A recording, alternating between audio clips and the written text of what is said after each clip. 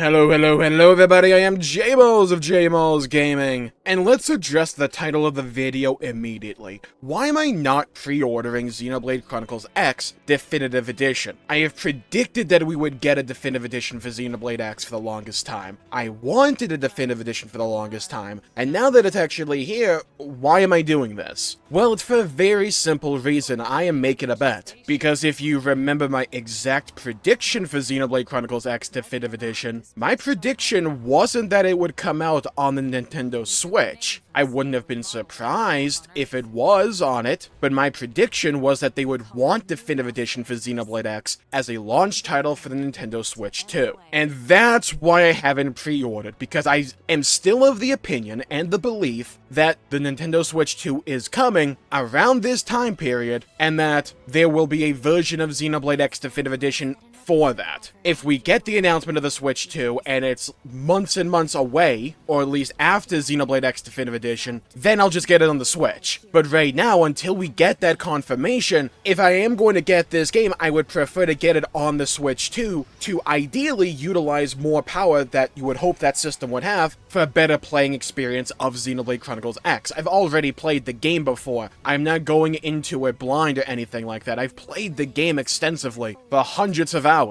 And if I'm going to play the game again, one, I'm going to do that anyways, but if the Switch 2 version is at 60 FPS, I'd rather do that. I know I make a lot of Xenoblade content on this channel, but I am primarily a PC gamer. Performance matters to me. A game can be good with bad performance, but if you give me the option, I'll take better performance every damn time of the day. But I want to go over why I believed for so long, and still do believe to some degree, that Xenoblade X Definitive Edition would work so well as a launch title, or like in that launch window as a title for the Switch 2, and it's for a very simple reason. Xenoblade Chronicles 2. If you're old enough to where when you get up from a sitting position that you have to groan a little bit, you'll remember that first year of the Nintendo Switch. There was nothing on that console. A far cry from where we are right now, where it just has boatloads of games, but back then, you didn't have all that much. You had like Mario Odyssey, Breath of the Wild, which was also on the Wii U, but then later on, you also had Xenoblade Chronicles 2, and a lot of people, myself included, got Xenoblade 2 simply because we wanted something to play with on the Switch. And it attracted a larger audience for Xeno and Xenoblade as a whole than ever before. And it was a beautiful game. Nintendo wasn't advertising the Switch as a graphical powerhouse, but because Xenoblade and Monolith were masters of having this unique visual aesthetic and this just sense of wonder, no matter where you looked at, it made the game look absolutely gorgeous and was a good sell for the Nintendo Switch. Xenoblade X, if you have barely any experience with that title, is also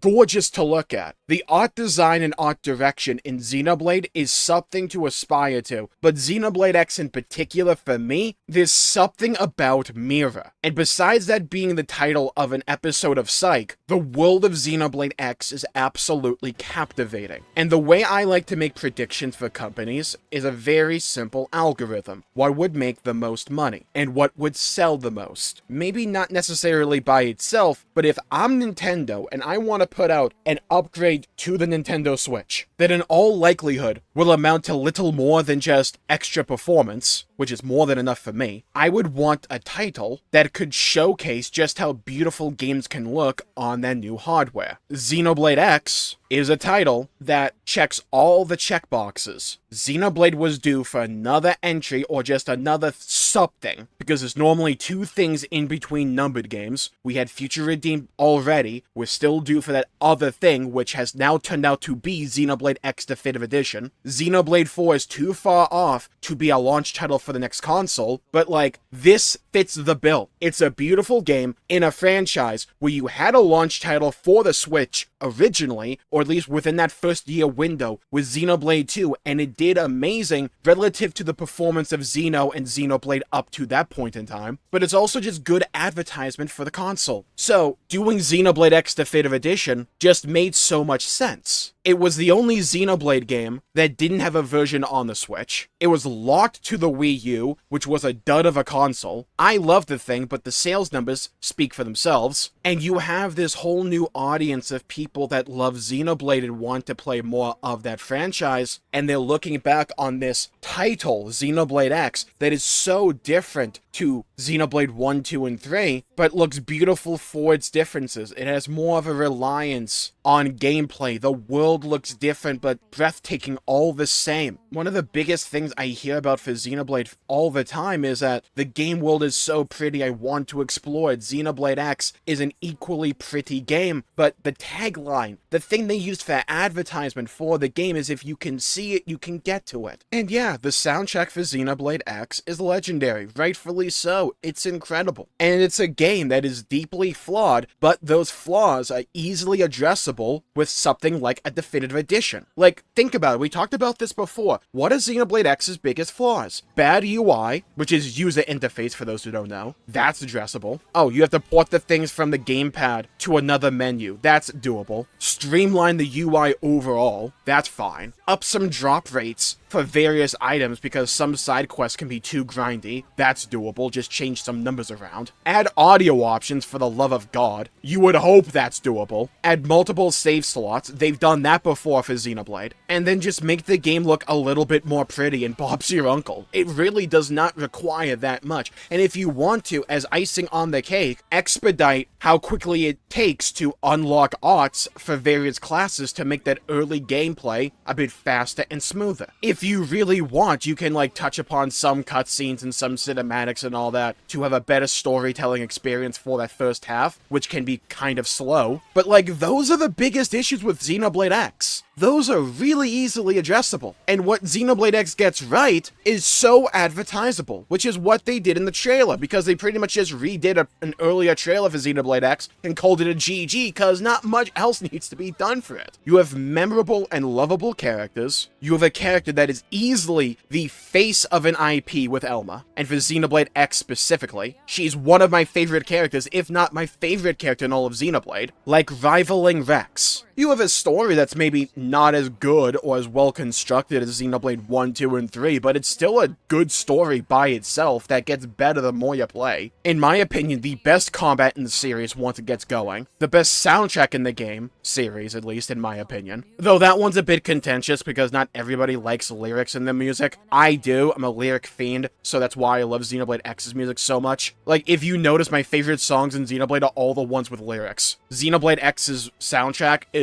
like predominantly lyric songs. But just think how easily advertisable Xenoblade X is. The characters are great, Elma is a great face for a game, Mira is beautiful and like picturesque no matter where you look. It looks so alien and you just get this innate sense of wanderlust whenever whenever I look at it. And I can't imagine I'm the only one that feels that way. You have the Skell system, which is like Interlinks but good, because not only are they fun in gameplay, they have some like endgame problems because, look, some Xenoblade X nerds can explain that one. Pretty much, it's actually kind of more meta not to be in the skull than to be in the thing later down the line, like at endgame. But for like most of the game, like 99.5% of the game, that's not going to be applicable. And the skulls by themselves just are really cool. They're customizable, they're fun, and they change how you navigate the world. Someone in my stream chat worded this perfectly, and I don't know why I never made this connection. But if you ever played World of Warcraft or an MMORPG that has a mount system, you know the feeling, the change in perspective and scale that the world goes under. The moment you get your mount, things go a little bit faster. Oh, you feel a little bit better about yourself. You're a bit more acclimated to the world and to these locations, and getting a mount now changes things. You get faster speed. Oh, now we're really hauling ass. We're cooking. Okay. Now, you unlock flying, and everything's different. The entire game has changed. Everywhere and every place you have been to that you have grown to know and love, all of that gets turned on its head. And it's a great feeling, and you get that progression in Xenoblade X. It can be a bit grindy, but like I said, that's addressable if they want to address it. All you gotta do is tune the numbers down a bit. Whoop-de-doo. It's not some, like, excuse the pun, monolithic task here. We're not doing, like, one of the labors of Hercules to make a good UI.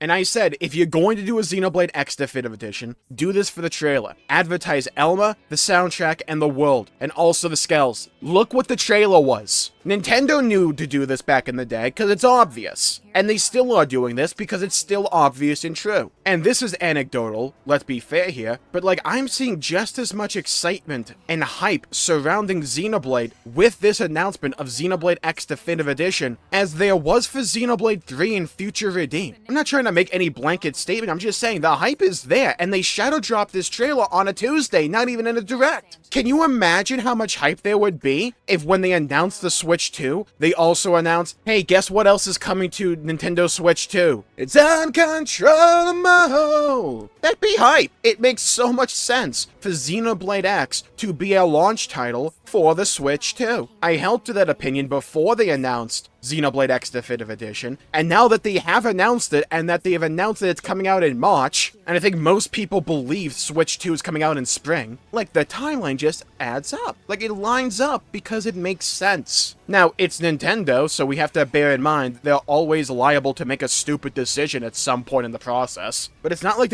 haven't done this before. Look back at Breath of the Wild, which we talked about before. Many people regard that as a launch title for the Switch. It was also on the Wii U. Like, they've done this before. And if it turns out the Switch 2 comes out in March, I wouldn't be surprised. Heck, I wouldn't be surprised if it comes out March 20th. Now, I wouldn't be surprised if it comes out in, like, maybe April or May or something, because, again, I don't know why they've waited this long to announce the thing, but Nintendo does what Nintendo does. But, like, we already have other games announcing that they're coming out for Nintendo with a new ukulele game. Like, we know the thing is coming. This is, like, gaming's worst-kept secret. Besides, surprise, guys, there's gonna be another Call of Duty at some point in the future. Guys, you'll never believe it. There's gonna be another 2K game. Guys, you may not be able to believe this one. Hold on to your hat, there's gonna be a new Fortnite season at some point in time, right? Like, that's why I haven't pre-ordered Xenoblade Chronicles X, because I already know I'm gonna get the new Nintendo console, and I would rather play it there. Now, you may be going, Jmulls, was this just a reason to yap about why you were right again? Kinda, yeah. I mean, I appreciate you saying that I'm right, but to me, I like trying to get into their heads and figure out what their decision-making process likely is. And also, I love Xenoblade X. It's one of my favorite games ever made, and the journey this game has been on over the years is absolutely insane. From Wii U servers going offline like last year or so, and now all this hope has come right back with this shadow drop announcement. Xenoblade X is back, baby! All aboard the hype train, because I'm the conductor, people, and this train does not stop. Next stop? Okay, look. But Jmulls, you said no stops. Look, we're heading to Mira. Full speed ahead. Thank you all for tuning in. My pleasure for making that video. If you enjoyed it, please leave a like and subscribe. It really helps the channel out and helps support future content. I greatly appreciate it. Leave a comment down below with if you are going to go along with my way of thinking, believing the Switch 2 is kind of inevitable, probably coming out around that launch period, around that launch window. Are you going to get it on the Switch, or are you going to wait for the Switch 2? Let me know. I'd love to hear your thoughts and your opinions and hear your perspectives. Stay safe. Have a great day. I'll see you all next time. Bye-bye, everybody. Until we meet again!